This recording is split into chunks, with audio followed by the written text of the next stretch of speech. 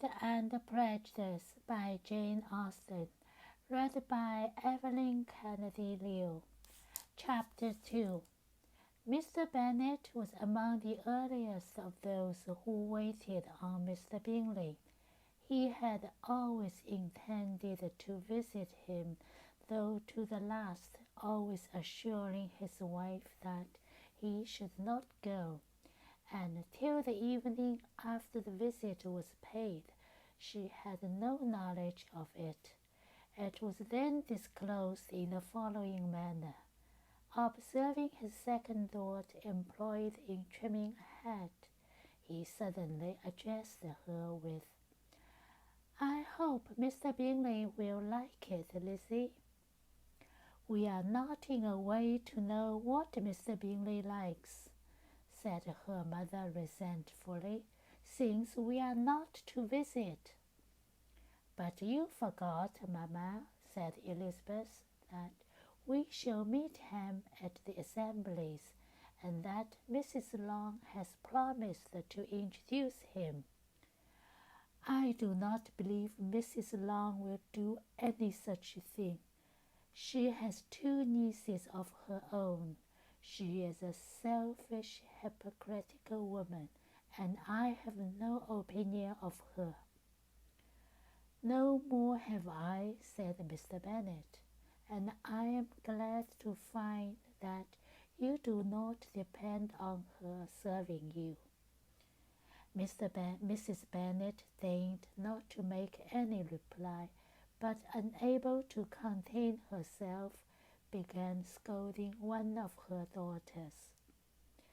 "Don't keep coughing so, Kitty, for heaven's sake. Have a little compassion on my nerves. You tear them to pieces." "Kitty has no discretion in her coughs," said her father. "She times them ill." "I do not cough for my own amusement," replied Kitty fretfully. "When is your next ball to be, Lizzie?" "Tomorrow fortnight."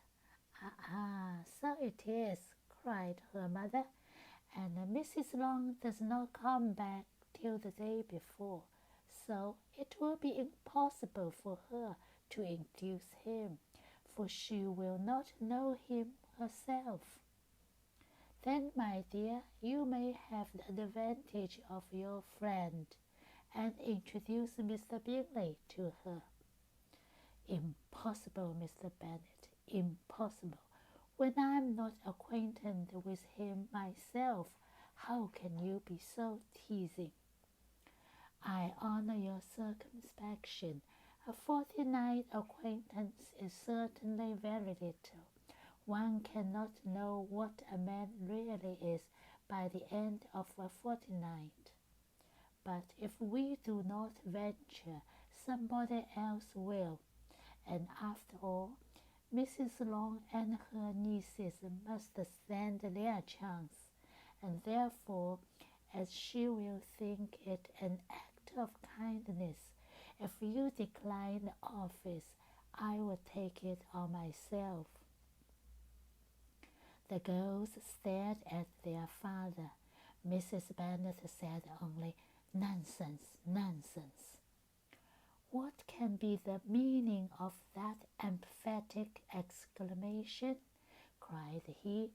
"Do you consider the forms of introduction, the stress that laid on them, as nonsense? I cannot quite agree with you there.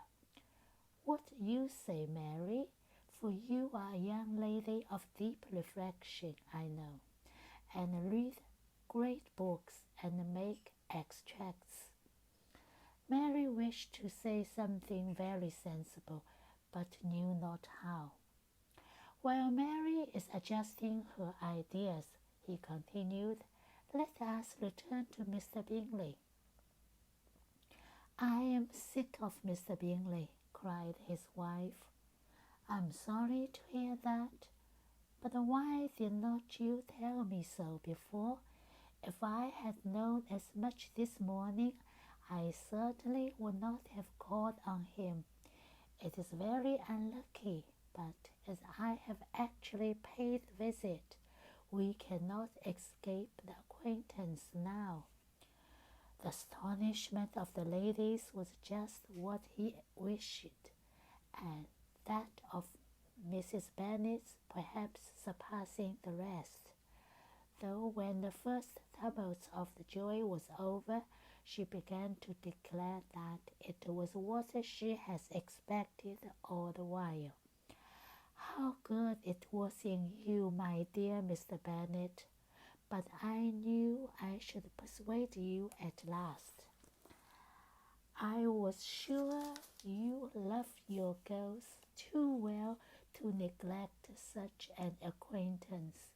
Well, how pleased I am, and it is such a good joke, too, that you should have gone this morning and never said a word about it till now."